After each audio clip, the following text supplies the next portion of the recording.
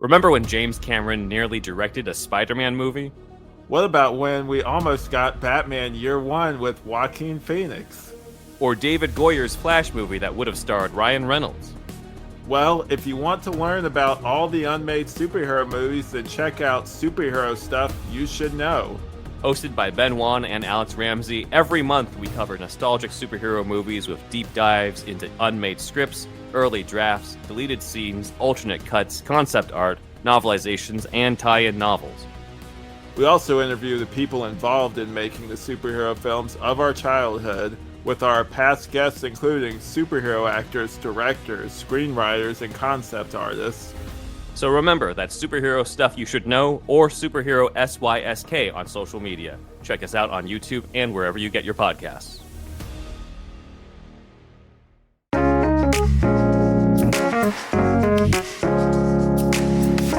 Katie, welcome to October on Christian Cringe, a time where I really make you watch some really horrifying stuff, more horrifying than the normal cringy stuff that we watch.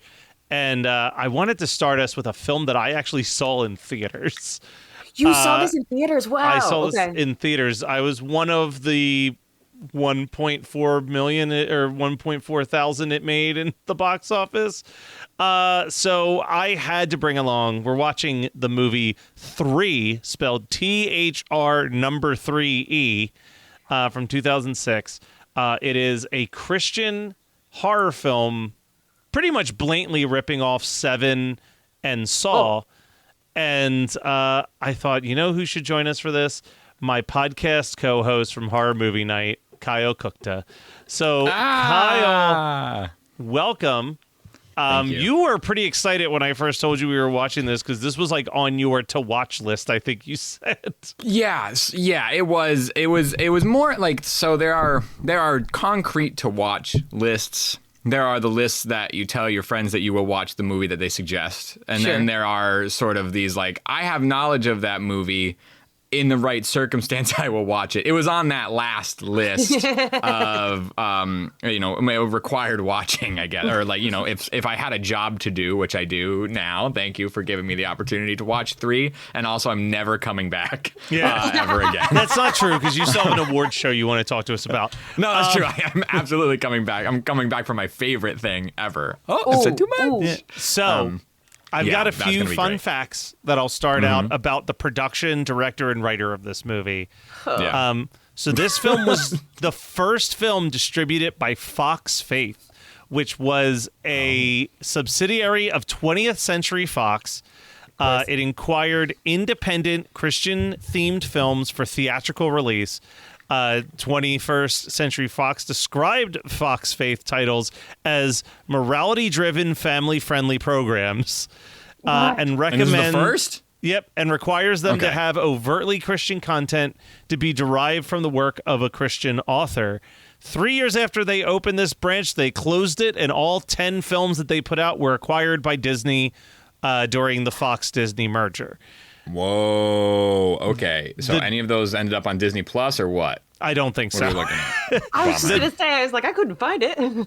The director of this, Robbie Henson, his first film came out in 1991, and it was called Trouble Behind, about the Corbin, Kentucky race riots of 1919. His career was super spread out. His career was super spread out until 2006, when he directed this film, a film called The Visitation, and a movie from 2007 called House, and then retired from filmmaking. So this was the second to last film he had ever made. Arguably the most prolific person tied to this movie, besides some of the actors. Some of these actors are pretty well-established actors, but the screenplay writer, Alan McElroy, has a very strange career. His first film was Halloween 4, The Return of Michael Myers. He wrote the 1997 Spawn movie, as well as multiple episodes of the Spawn animated series, created the franchise Wrong Turn, and wrote multiple episodes for Star Trek Discovery. That is bizarre. He also, this makes a little bit more sense to me, he also wrote the scripts for The Marine and The Marine 2, The Condemned 2, and Left Behind the movie. So, Oh, all right. Okay. Interesting. Very. I wonder how you get that background in, or how you transition from horror writing to faith-based horror writing. Yeah. His And also newest- Star Trek writing. Yeah. And then Star Trek writing, His right? Like newest that's, project that's is not a paint he- by numbers story for, no matter how many episodes of Star Trek there are. That's a whole different gig. Like that's Yeah. not Kyle, that's not his- a Cold Case Files episode. His newest credited script is 2021's Wrong Turn remake that brought him back to rewrite the That's- script. Okay. Insane. So Yeah. I mean, so it makes me really interested because I hope I'm not stepping, but I know it's adapted from a Ted Dekker novel, which That's I what always seemed to thought be that like the IMDb thing. Like everybody was talking about this Dekker novel that like, oh, it's not ripping off Saw, it's not ripping off this or that. It was from the book, and I'm like, well, yeah. But like that book, I mean, I've seen the name Ted Dekker just in a used bookstore. I think, though, it also kind of like it reads like another author's name that I can't quite place. You know what I mean? Like it's like I see Dean Koontz all the time that it almost looks like it's not written correctly, right? Like it just, you see it so often that you don't think it's right. I feel like Ted Dekker is like, maybe I'm confusing with another author, but I had recognized the name just from my stint in horror book reselling, but I had never read any Ted Dekker stuff, and it seems like he is only sort of like faith-based horror thriller stuff. Which, I mean, it's okay that, like, you wrote a thing that's not ripping something off, but then somebody adapted it visually that looks like it's ripping it off. So, like, both things can be true. well also the main actor Blucas, or whatever, is he like in a bunch of Hallmark movies or something? Because like he's wait, gotta be. so you're talking about the main actor who plays Kevin, right? yes, we need to talk about Kevin. Yes, He's We need to talk about well Kevin. said. His biggest claim to fame is he's one of Buffy's love interests for like 2 seasons of Buffy the Vampire Slayer. That's He's what it is. Riley, who works for Okay. like the like military organization that keeps monsters under wraps on the college campus.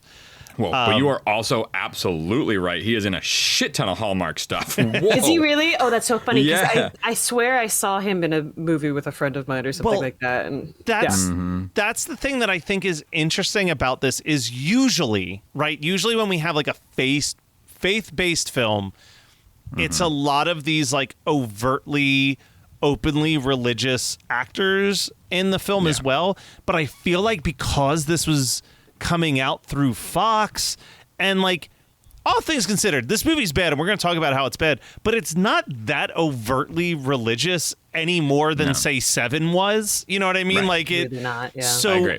it. I'm not sitting here watching Bill Moseley show up and thinking like, oh, is Bill Moseley a Christian? It's like, no, Bill Moseley's probably just a guy who was taking a check to do what Bill Moseley does. You know what I mean? Like, Yeah. Right. it doesn't feel like, for all the faults of this movie, which there are many, it doesn't feel like those Christian films where they were like, oh, every actor needs to be religious, the director needs to be religious, the writer needs to be like. This felt a little bit more like, hey, we're making a thing, it's kind of religious, Fox is going to put it out. Yeah. So the circumstances of me seeing this movie in theaters was in 2006. That was prime college Matt. Every Friday, me and my friends would go to the movies and see a movie every single Friday. This came out, I think, on a particularly slow weekend at the theater, and we were like, what the fuck is Thr3e? And we're like, let's just see it. It's the next showing that's coming up. Like, we would go blind and make a choice at the movie theater still at that time. So we That's all so went cool. we all And went to something see you this. probably January afford. 5th. Yeah. Well, we sat in this theater January 5th, and we're just like, what the shit is this movie? And I wrote this on my Letterboxd review. Oh, For yes. most of my life, I would tell people this was the worst movie I ever saw. And then over time, I was like, maybe it wasn't so bad. Like maybe it like danced on that like so bad it's good boundary line. So I was kind of excited to revisit it. My opinion was right the first time. This is not the worst movie I've ever watched, but this is in the bottom 10 films I think I've ever seen in my life. Like every aspect of it, from the acting, the plot, the pacing, the twist. I can't wait for us to get to talking about the twist in this movie. It made me so mad for the science of psychology. Oh, I'm sure. No kidding. Now, no kidding. I do have exactly one compliment to give this movie. Ooh, who? I think the Don't front load opening it too 3 much. minutes is a very intriguing kickoff to this movie. Like, And they did in 3. You know Yeah, how in important 3. 3 is, But- so 3 minutes. But yeah, like when she's like running through the street, she's on the phone call, there's a guy duct taped to it. Like, it's bad and it's obviously a ripoff of much better films, but I'm like, all right, this is like a pretty exciting, unexpected start to this movie, and then it just falls apart from the second the credits are done running across the screen. It is just a slow downhill spiral. No amount of additional explosions could save this movie. Right. And The There are explosions many. are so many. It's like, I mean, I don't know if you guys are reading Dungeon Crawler Carl, but I'm like, was this inspiration? Because there's so many explosions. I have not Everything read is an Dungeon explosion. Crawler Carl. You really Our should. co-host from Horror Movie Night, Scott, loves Dungeon Crawler Carl.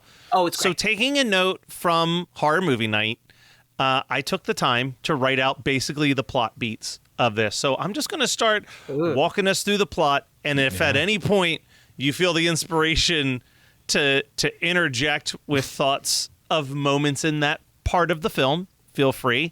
But the movie starts off with us meeting a cop named Jennifer who wrote about serial killers, and that offends the Riddle Killer, also known as RK, and he blows up her brother in a car.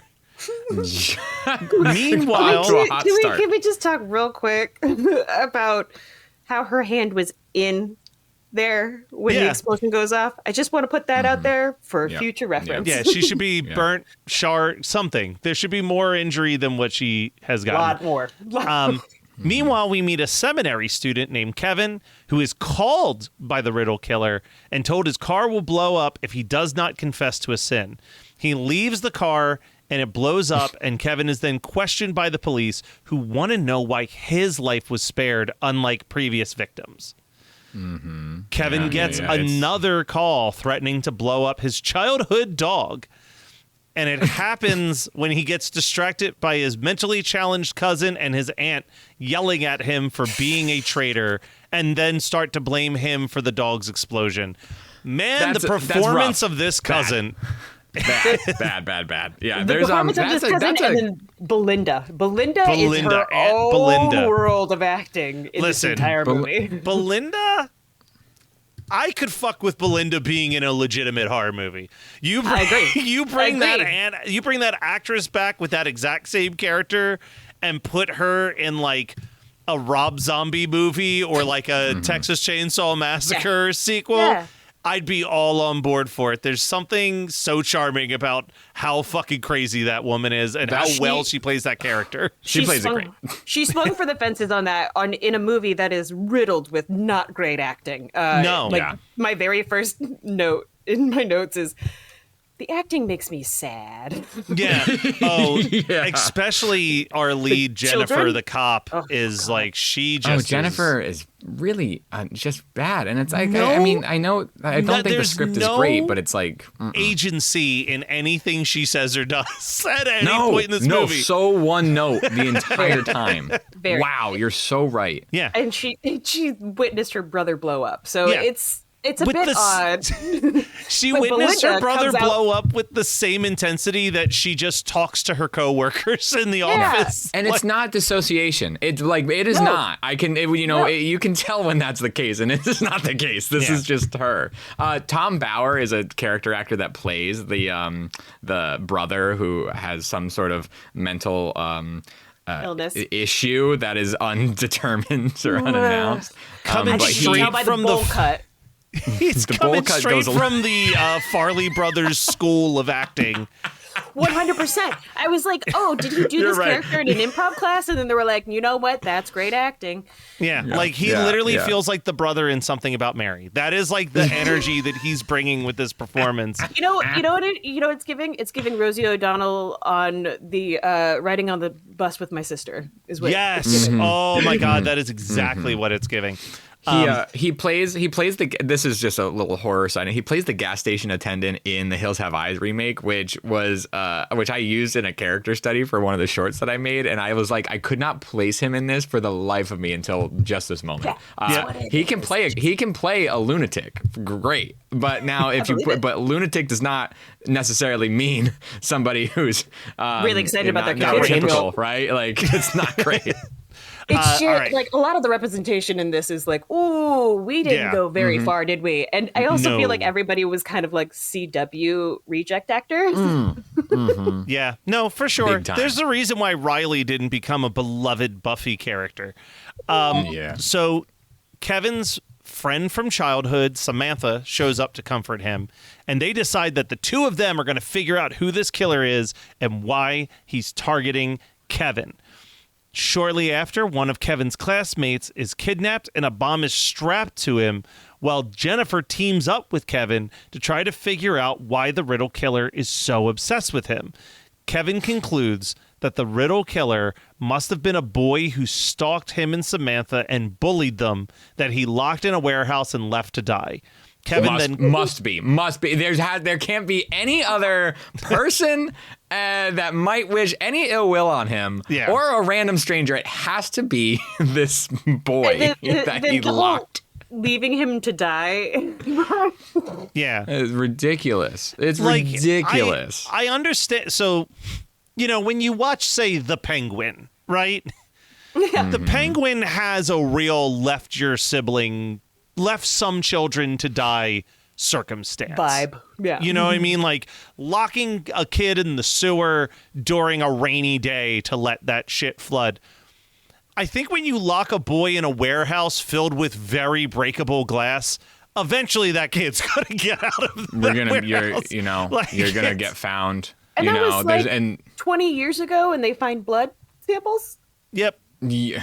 And also, did anybody give, I mean, I know that we are transforming, the end answers some of this stuff, but at the same time, Sure. you have to have any sort of believability, you have to make it believable. And there's like, there's nothing I can't in wait there to read that- one of my favorite notes I've ever written later on that ties to this warehouse, but we're not there just yet. Because right now, we've just introduced the warehouse. The warehouse is just intact, totally fine crime scene. Yep. They're Exactly finding as everything they left that they it 20 need. years ago. Yeah. The suspension of Yeah. disbelief is real tough on this movie. Yeah. Well, we're not quite there, though, because first Kevin has to call into the news and publicly confess to leaving my a child God. to die. But then Yes. the killer continues to threaten him, saying that that's not the confession that he needed from him, and says that he's going to blow up a bus.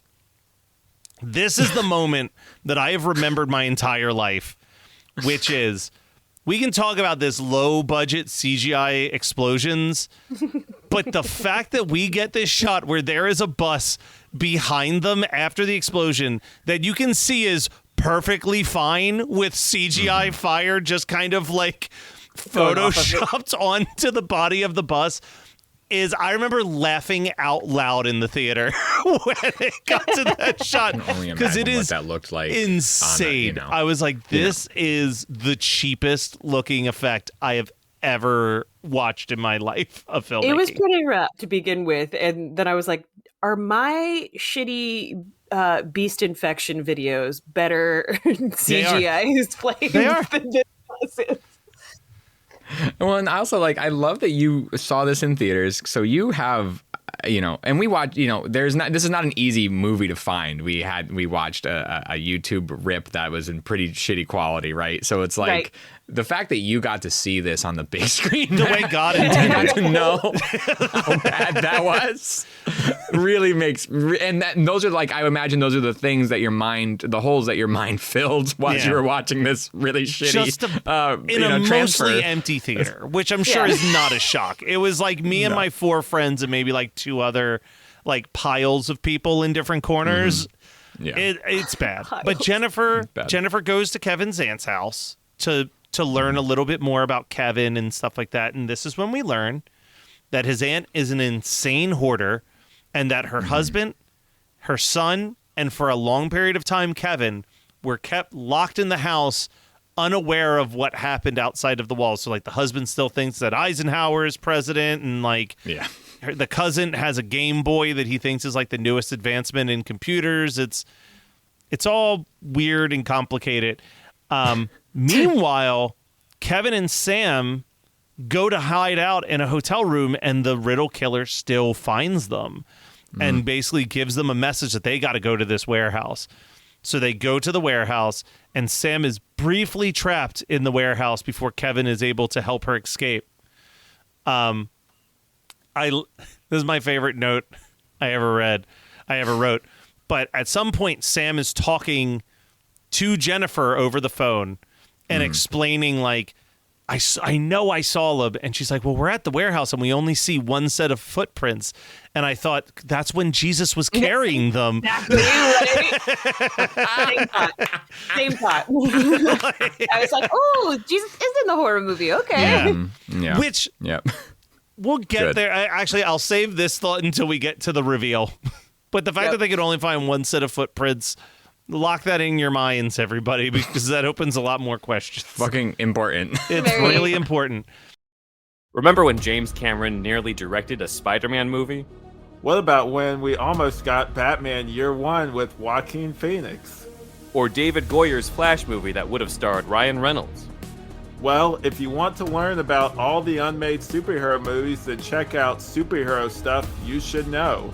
Hosted by Ben Wan and Alex Ramsey, every month we cover nostalgic superhero movies with deep dives into unmade scripts, early drafts, deleted scenes, alternate cuts, concept art, novelizations, and tie-in novels.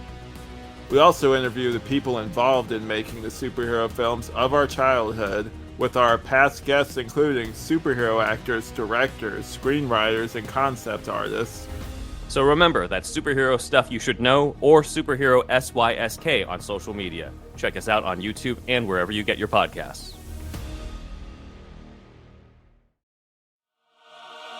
Looking for a new seasonal anime? Want to know what new anime music is out there? Looking to add a new waifu or husbando to the list?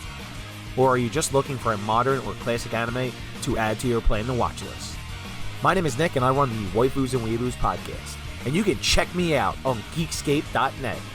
Kevin's aunt is then kidnapped, and Kevin goes to her rescue, and while he walks there, he starts to remember all the abuse that she caused him, which is like, I mean, the abuse is horrible, right? You never want to watch abuse, but I find films like this that are like trying to get that PG-13, like the abuse is so like fairly tame, where it's like, all right, so she yelled at him and shoved him in a shower for a minute. Like, it's like an R-rated movie, you'd be seeing some fucked up shit. And this is like, okay, yeah, she's a little unhinged, but we'll get there. Yeah.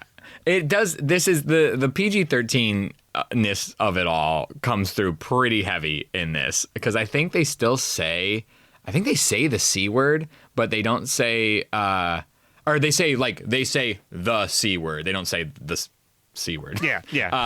But like it's like it's so The C word. they don't say cunt. They say they say the C word, and it's just so just forced. And I think the lack of violence and is enforced with grime. Yeah. Like it's more grime, less violence, and it just gets so messy. I mean, it's And also one of those... like the explosions. Everything is an explosion still. There's no like rev up to like, this is really the most drastic thing that could happen. Everything is just flatlined at explosion. People blow things and people blowing up. Well, all through. It also does this thing where, Kyle, that like the horror handbook often is like, you need to have a kill every 15 minutes to keep the audience interested. This movie starts with a kill, then kills a dog, which is like a horror no-no, And then there is 0 more kills and just escaped explosions over and over and over again. Yes, yes. It ends up becoming an action movie at some point in time, or this attempt an attempt at an action movie. The genre completely. There's only one thing that the Riddle Killer and I have in common in this moment, and that no cops. That's the number one rule is no cops, and that's the only other thing that I live by as well. But it really does only play like an action movie for this middle part until we get to the part where you're talking. Where we start we're to get revving up to this point. So Kevin's Bill going Moseley to save his keeps aunt. chiming in with his weird voice. His voice kind of changes and then sometimes doesn't. It's weird. Yeah. It's not consistent. So Sam goes to Kevin's house and she hears a bunch of voice messages. And at the exact same time, she's looking at Kevin's handwriting and realizes it matches the killer's handwriting. So this is when she calls Jennifer to tell her that she thinks that Kevin and the killer are 2 parts of Kevin's personality, especially because his thesis paper was on the good and evil sides of people. Jennifer goes to the warehouse. This is where she sees the only one set of footprints. And they realize that the bully never existed. Samantha never saw this bully. That possibly this bully, this child, was just a part of Kevin's personality. And when he locked him up and left him to die, he was closing out the evil side of him. But now the evil side is back. So Kevin shows up to save his aunt, but then he finds the Riddle Killer, and that the Riddle Killer is real. And he's been framing Kevin. And he's also played by Bill Moseley, a horror legend. Samantha then finds Kevin and the killer and realizes that her theory had to have been wrong because she's seeing that there's 2 people there. But then Jennifer arrives, and this is where we get the big twist. Yeah. Kevin is by himself. Kevin isn't just the Riddle Killer. He's also Samantha. He's all one person. Yeah. He made up the boy for the evil parts of him and Samantha for the positive sides of him. Oh my God! There's 3 in one person. That's what the title meant. So here's the biggest. I mean, there's a lot of faults in this movie. Yeah. The biggest fault of this movie is that we have this scene where the actor who plays Kevin is like holding a gun to himself, and he's playing all of these parts. But his voice like doesn't change at all. Nope. No. Which makes you go back to every phone call Jennifer has had with Samantha. And you're like, bitch, you didn't know that was Kevin that you were talking to. Right. All you need is a little most scream moment of like voice changer, but then also it's like, or God forbid you have the actress, just have the actress's voice come out of Kevin when he's talking. That's like, true. Yeah. That's true. Would be that simple. Yeah. Like they could do it for Norman Bates in the 60s where he sounds like his mother. Like you can't figure out that technology in 2006. Yeah. Get out of here. Yeah. Bad choice. It is such a contrived and terrible ending. But it is revealed that Kevin never killed anybody, including Jennifer's brother. But it was in fact the street vendor that we saw for 10 seconds at the start of the movie. Who just stared at the hot dog dishing out hot dogs? He's dishing out hot dogs and books. He goes, hey, I remember you from your book, lady. Yeah, here, someone wanted to give you a book. Yeah, someone wants you to have this book. And it's your book. Well, it appears that when the first explosion happened, Kevin took everything that he had seen in the news about it and applied it to the bombings. And meanwhile, hot dog vendor was actually legitimately stalking and attempting to kill Kevin because he didn't like that someone was being a copycat of him, which just complicates things even further. Way more. Wait, but like unless they're on the same psychologically sound wavelength that they like know each other. Like when you see somebody, when you see a potential Riddle Killer or a 3-in-1 person, you just associate with them. I don't know if that's how that works. Nothing. But, the ending makes more questions than answers. So clunky. Then the movie that's ends. The mystery of Christ, Matt. That's true. Yes, that's what it is. It's 3-in-1. This is trying to explain what the Holy Spirit is. I know, it's a horror movie. It's so. I mean, you guys have watched already on this show. Watched more frightening horror movies that are deeper in faith than whatever this is. Mess is, yeah. But then this ends. We have to talk about this final scene. Jennifer visits Kevin at the institution that she's at, and he 3 months makes later. a weird joke about, months like, he goes, "All right, Sam, you got to go now. She's here." And he's like, "I'm just joking. I'm just joking. Like, not the fucking time, Kevin." Not the fucking time. And also, like, that's not how schizophrenia works, you son of a bitch. I was so mad about the mental health, like, gaffes in this movie than anything. God, and I'm like, I just misunderstand, like, just, like, complete ignorance. And, complete like, ignorance. No. But I'll say this, and I hope Kyle agrees with me on this. I think this movie started strong, like I said, in those first 3 minutes. Not bad. And boy, did it end strong with whatever the fuck this closing credit, like, industrial new metal shit was. My last note is in all caps, what is this closing credits song? Yeah. Like, yeah, dude. If Fox Faith put out the soundtrack, I'll find it. It's bad, dude. So the bummer, I mean, here's, like, the silly bummer of it is, like, I know I've seen this movie out on used DVD shelves aplenty. I shouldn't say aplenty. Like, it's not, it's not common, but I've not seen it in a long time, and it made me wish that I had just grabbed it. It has been a movie that I've known about, that I knew was, like, a Christian horror movie, and just never snagged it. And even now, after watching it, I do want to just own it, because I don't know if it'll ever really appear again. This movie sucks so bad. It had it's really from bad. like 2006 to like 2010. You, like, couldn't go to a horror convention or a used video store without there being, like, 10 copies of this for, like, $1. Yeah, dude. And I Yes, think that right. is all dried up. I think everybody who's had a curiosity about this movie has gotten it and trashed it.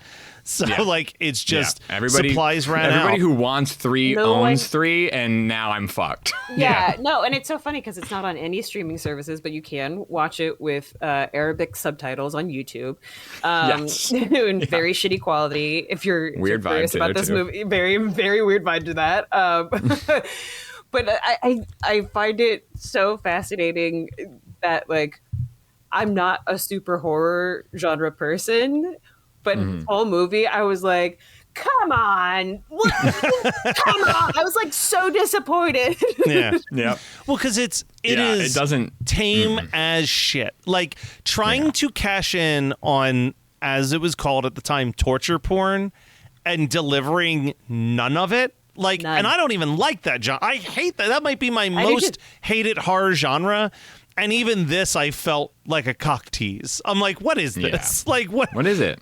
You know what I'm realizing now, because I think it's the uncle that, like, says it. I have a note here that's like, what the fuck is this? Because he just randomly shows out. Then I remembered we burned the dog.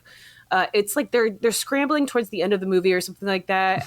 And he's like, oh, this, that, and the other. Then he's like, oh, but then I remembered we burned the dog. And I was like, I'm sorry, what? What are we talking about? You remembered that we burned Wait, the so dog? is- Like, That's also, like, it was Kevin who blew up the dog, right? Or what it's implying is that the dog never blew up, and that he also imagined that because he's remembering that the dog died when he was a kid. Sure. So was the dog even really there? No, I don't think that there was a dog at the house. I think that they killed the dog 20-something years ago when Kevin was a kid.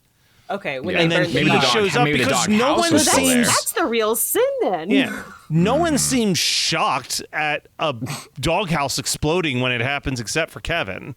So that makes that's right, sense. That makes as much sense as any of this movie makes sense. Let me correct myself. Fair enough. Fair enough. Yeah, this is There, and I this just is to, truly just to some loop it back to bad the trash. Christian values of this. There's so little to do with Christianity in what I expected there to be. Like, there's so little. There's and even, like, in that moment where you find out nobody got killed, at least by Kevin. Like, Right. that's not like a redemptive That's not a redemptive thing. That's just like undiagnosed mental illness, but then also That's mental like- illness that doesn't quite exist because it's all fucked up and it's like It's not schizophrenia, it's MPD, it's multiple personality. And even then I was like, oh, is it like, oh, are we doing a multiple personalities thing? And I was like, oh, this could be interesting. And I was like, oh no, we haven't been given good enough clues for that. And no. oh It's all wrong. jeez. And It's I all love wrong. that like we start in seminary school with this like You know, we have a- semi-interesting guy. There's a theological topic happening. Yeah. You know, but it's like, and that doesn't go anywhere. Like, it doesn't really lead to anything. And like, there's this confession of sins is just, you know, you can replace that with any horror movie motive, and it's fine. Like, there's nothing really super Christian about it, at least except in my for the three reading of it. symbolism. Yes, except for the really hardcore 3 symbolism, which is very important to anything that Kevin's doing. Man, I've run into weirder people at seminaries than Kevin, so Yeah. I don't know. Like, Yeah. Well, I mean, I would say that like his friend that he strapped a bomb to would have been more likely to be a psycho killer than anything. And there are some like really odd but iconic lines within this movie. Like right before the bus explodes, we get like that sort of everyday everybody's getting on the bus moment. Yep. And the bus driver's like, "How you doing?" And this lady is just like, "Not so good. Can't complain." What? What? Who? Did you improvise this script? Like what? Like, what is that? Who are you? And then Who- the fact that he like calls it "cover your ears, puke." I laughed so hard. That is the like the menacing voice of what we end up finding out is Puke. just Kevin. Puke is Puke. like calling So- him a puke. So Yeah, one a last puke. thing that needs Rough. to be mentioned whenever you discuss the movie 3. Which happens often. It's going to Fez? happen a lot more than I Happens often. anticipated. Have you guys seen the 2001 movie adaptation starring Nick Cage, and how Yes. much of it do you remember? I remember very little of it. Wait, Nick Cage did a 3? No. Oh, no. It's a movie called Adaptation. There's a movie called no. Adaptation, written Sorry. by Charlie Kaufman, and Nick Cage plays 2 characters. He plays Charlie Kaufman, the writer of the movie, and he plays Donald Kaufman, Charlie Kaufman's made-up identical twin brother for the sake of this movie.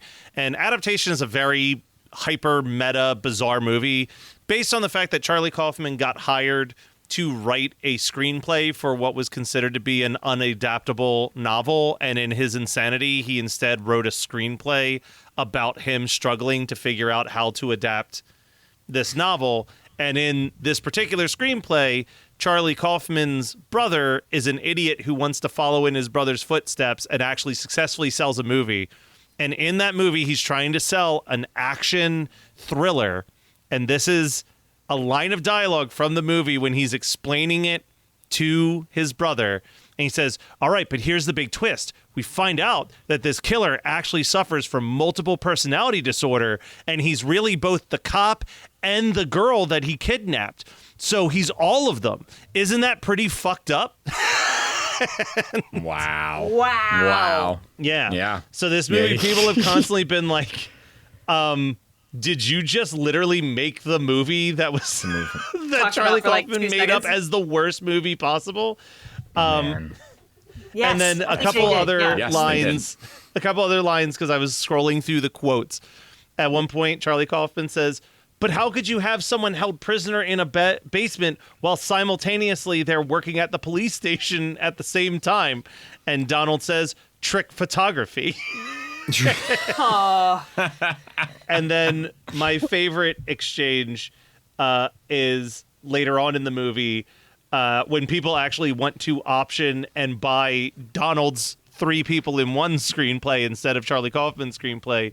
He goes, they want me to add a chase scene. So the killer's going to flee away on horseback with the girl, and the cop's going to be after them on a motorcycle. And it's like a battle between the motors and the horses, like technological advancement versus the horse. And Charlie goes, and they're all still one person when this is happening, correct? Oh my God. It's insane that this The movie connection to adaptation is very bizarre. it's so fucking funny, and I almost want to look and see if the book was written after the movie adaptation. I was literally just Go check. So I'm very curious because here's a couple of my favorite lines from this movie. In the flashback, which those kids, woof, that was some acting, I guess. My favorite was when she runs outside of the house to meet Kevin, young Kevin, and she says, "My dad won't let me come out," as she's standing outside. And then she kisses him and runs back inside.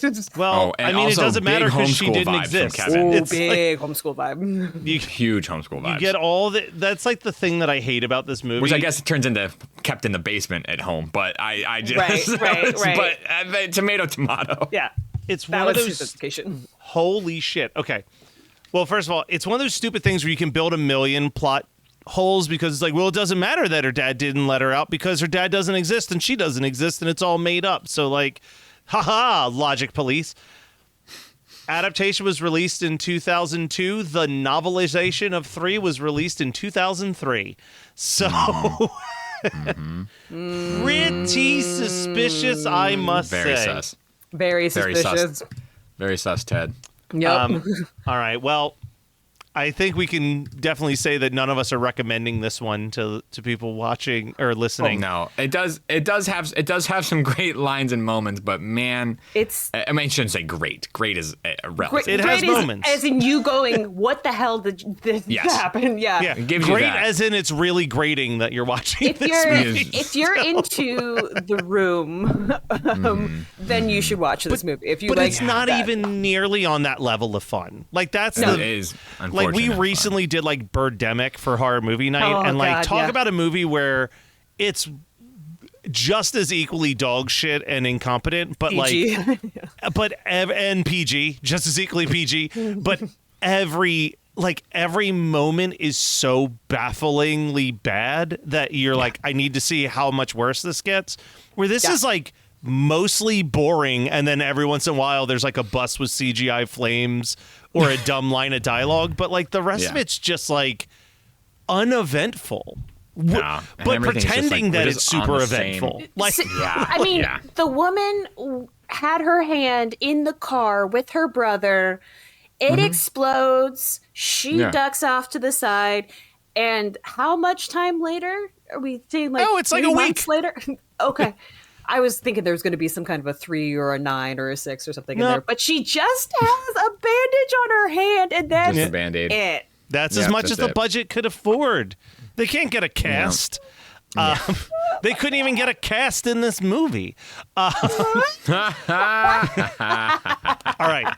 So, Kyle, real quick before we wrap up, if people are enjoying you on Christian Cringe, you've got not one but 2 podcasts. You should have 3, honestly. But you've got 2 podcasts. Where can people go and listen to them?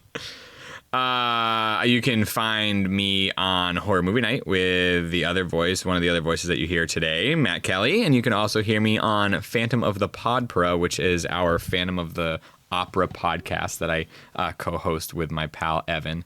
Both are on Geekscape. Horror Movie Night is weekly. Phantom of the Podpra is bi-weekly. Phantom of the Podpra, we are into the 70s right now, and we're getting really close to Andrew Lloyd Webber, but we're not quite there yet. So you can definitely check us out there, and I have fun on both of those. And I have fun when I come onto Christian Cringe. Thank you so much for having me. This is really one. I love this show. This and I is love you not guys. your last appearance, Kyle. Don't you worry. No, There'll I'll be plenty back, more. baby. I'll have 3 appearances only. Wait a minute. 3 and 1. 3 and 1. No, it's just me. I've been talking to myself this whole time. That would be the best Christian Cringe episode ever.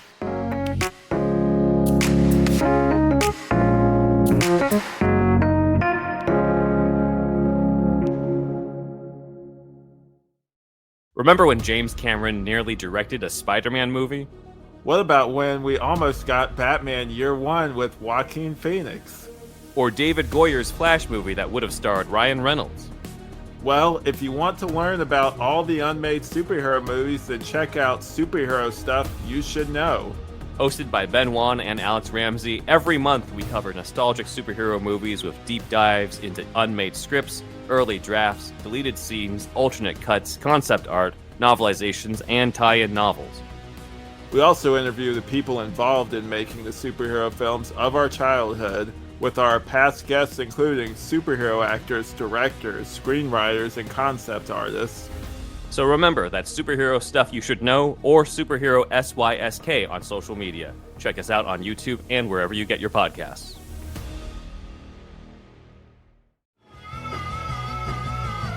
You're listening to the Geekscape Network.